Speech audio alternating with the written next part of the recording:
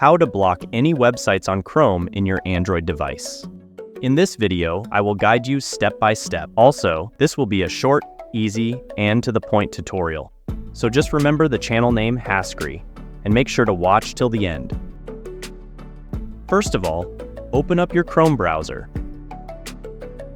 For example, I want to block Facebook in my Chrome browser. So I will open that site and will copy its URL.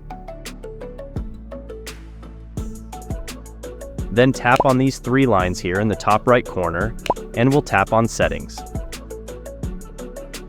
Scroll down and tap here on Site Settings. Scroll down and tap on JavaScript.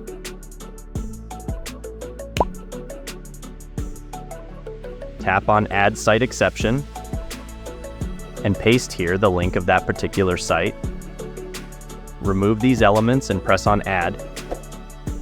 Now whenever I will open Facebook, it will not open. Through this, you can do this with any site you want and no one can unblock. If you found this video helpful, make sure to leave a like and subscribe to our channel. Thanks for watching.